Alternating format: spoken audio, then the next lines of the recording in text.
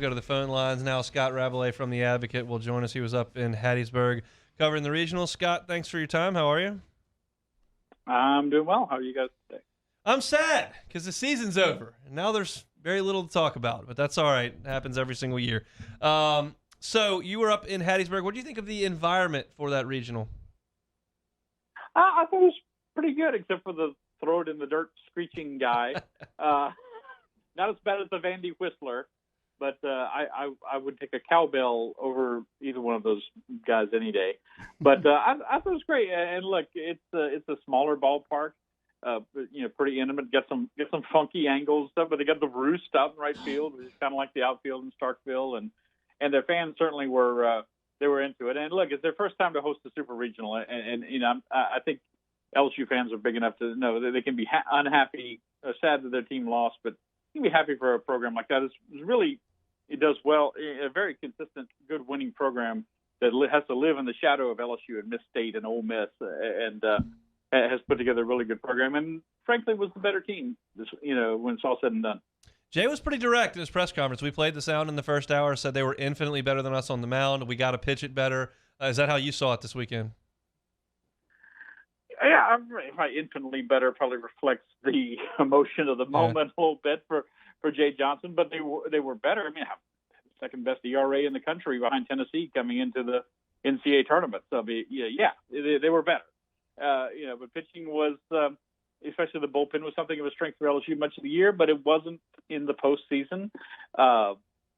And this team had at best 1.5 starting pitchers. I'm sorry about Blake Money, a nice kid, but I thought when they said he was going to be their Friday night starter, that didn't say that they were going to have a very great rotation. And with Hilliard, evolving into your Friday night starter, he gave everything he had and gave him 3 good innings yesterday.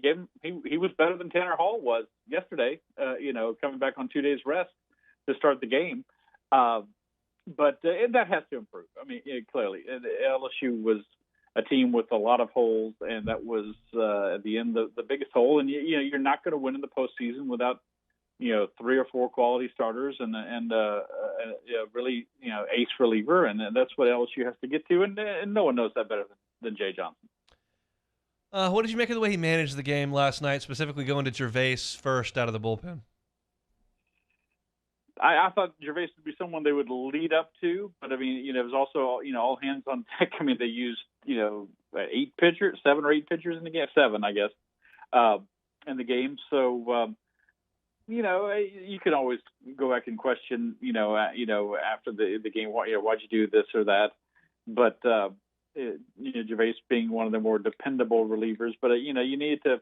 I guess he wanted to bridge the gap to some of those other guys late, and then Razelman came in and did a good job in the 8th, gave up the run in the 9th, but he's been one of your more dependable relievers too. So it just didn't seem like anything truly worked as far as LSU. When they went to the bullpen, overall, I mean they clubbed their way past Kennesaw State, and they scored a lot to come back against USM on Saturday night, but just seemed like no button they pushed worked, or maybe was going to work. What was going through your mind after Gavin Dugas hit that home run to tie the game in the bottom of the 8th? Well, I thought here we go again. I mean, they're actually going to do it, and I thought they might. I still thought even in the 9th inning when USM took the lead that the idea of Warren, LSU trailed 8-7 in the 9th inning against Miami. When Warren Morris hit the home run, right? I thought, all you have to do was, get somebody on base somehow, then somebody hits another home run and they win the game. I thought that was very possible. But it just seemed like fate. And look, I'm sure it had to be going through Southern Miss's mind too. I mean, there had to be some scar tissue left over from Saturday's game, but I really thought that they might come through again, especially when they came right back and were able to tie it. That showed some, like, this team had heart. They didn't have everything, but they had heart. They got down 7-4. They got 2 runs in the 7th. They tied in the 8th, and I thought they might do it in the 9th. But Southern Miss did too. It was a tremendous college baseball game. Yeah, they both put pressure on each other throughout the game, and both came up with some clutch plays and some clutch hits. And Southern Miss just had 1 or 2 more. And if they played that regional in Baton Rouge like they did in 2019 when LSU won the regional to go on to face Florida State in the Super Regional. It might have turned out differently, but it was there, and they, you can argue whether LSU deserved to host or not, but they put themselves in a position to not get picked. So, that's the way it turned out. The better team won on their home field. How do you characterize this season for LSU? Well, obviously, it's not great by LSU standards. I mean, you didn't win a championship. You didn't get to host a regional. You only went as far as the regional final. You didn't go as far as you did last year, even. This is a program that, frankly, is not one of the great programs in the country right now. There's work to do. Jay Johnson said that right after the game as well. He said he has work to do, and his pitching coach has work to do, and his recruiting coordinator has work to do to get this to be a better program. You have some great players. Obviously, you have 2 first-rounders at the top of your lineup in Cruz and Berry, and some other very good players. But there has to be better pitching. Last year's team had more good pitchers on it, for example. And the LSU really since the 2017 National Championship Series has not been all that. They have work to do to get back there. But I think they can. I think Jay Johnson is an excellent coach. I spoke to Skip Bertman on Sunday rather, and I think he thinks a lot of them as well. And Skip Bertman thinks a lot of a coach that's good enough for me. I think the future is bright. I think there are championships in LSU's future, but this is not the LSU standard. I remember Ed Orgeron talking about the LSU standard for football, that he understood it, and I think he did. And I think Jay Johnson understands the standard for LSU baseball. This is not it, and this is just a starting point, and I think they will get better from here. We saw the middle infield really take a huge leap as far as fielding goes and really cutting down on the errors. Do you think that type of progression from the starting pitching was realistic for this team, or we kind of knew what we were getting as we watched throughout the year? That did improve. Overall, you're right. The defense, you got to be strong up the middle, and just I don't know, with pitching though, it's sometimes you see some progression to a certain point, but you got to have it already. I'm thinking of like going way back to like a Trey Hodges who finally overcame some issues and injuries and stuff like that, and he had that great turn in Omaha in 2000. I think he was the MVP of that World Series.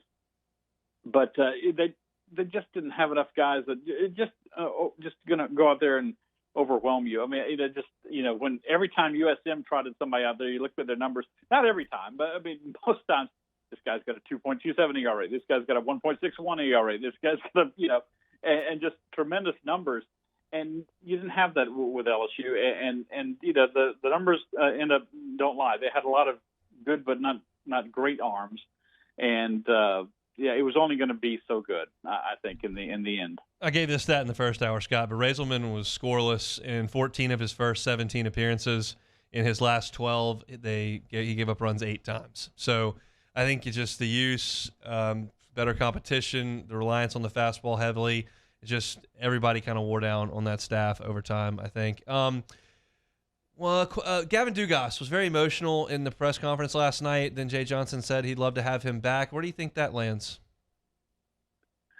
Well, that's a good question. I certainly, if you made him choose yesterday after the game, he would come back. He's a good and talented player. I think most guys could, unless you're Jacob Berry, I think most guys on this team could benefit from coming back if they could. And I think he's one of them. Is that going to be his choice? I don't know. I sounded a little bit like, to me, and there's a lot of ways to read into it. If he was definitely going, if Jay Johnson thought he was likely to go, it might look like he's kind of putting him on the spot a little bit. But I think maybe he thinks because of that, because based on what he said, that he wore number 8 this year and everything, that he might be back next year. Maybe I'm wrong. I'm gonna lean to the side of him returning next season, just based on seeing him after the game and what Jay said. I don't think he'd put him on the spot if he like Barry. He's not going to say I'd love to.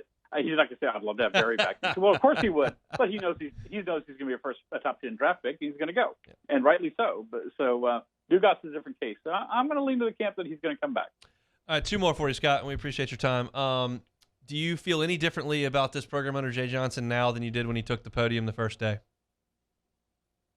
Yeah, I would say so. I mean, obviously, you get to see the guy, and hear him and talk about baseball, and he's all baseball all the time. We heard that about him when he came here last year, but it's real, to see it in person and to hear him talk about what a deep hurt it was that he couldn't take this team to Omaha, and I think they had a chance. They could have.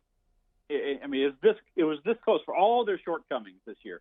They were this close. I mean, they could have gotten to host the Super Regional had Ole Miss come back here. I just don't think Ole Miss is going to sweep you again. And I think, I know they went and won the regional in Coral Gables, and they beat Miami along the way, and they're playing well. But I just don't. I think they're going to do that again. And no way to prove it, of course. But I think the guy is a good baseball mind, and he's a good choice to lead this program, and he's committed for the long haul. And I do. I was impressed with him then. I am even more impressed with him now. I know it's not the season everybody wanted, not the season he wanted, but I think he's the guy for the job. Last one here. Live Golf. Dustin Johnson in. Phil Mickelson is in. The U.S. Open says that they can play this year, as well as the press conference going on today where they kicked a media member out and he came back in. And there's been a lot of pretty poor answers by a lot of players. What are your thoughts on all of that as going on in London this week? I'm utterly disgusted by the whole thing, and I will agree with one thing. Greg Norman, who's running Live Golf, said every country has a cross to bear, and that's true. That is definitely true. This is the United States is not a perfect country. Neither is Great Britain. Neither is China. Neither is Australia. Neither is South Africa, Egypt. Pick a country. But I mean, these guys. Graham McDowell was trying to say, he was one of the players. That it's about golf. No, it's not just about golf. It's where the money is coming from. It's coming from a government that is trying to sports wash its way into more respectability while having an atrocious human rights record. And you can say, well, what about China hosting the Olympics? This year, and that's true. Those are things to discuss.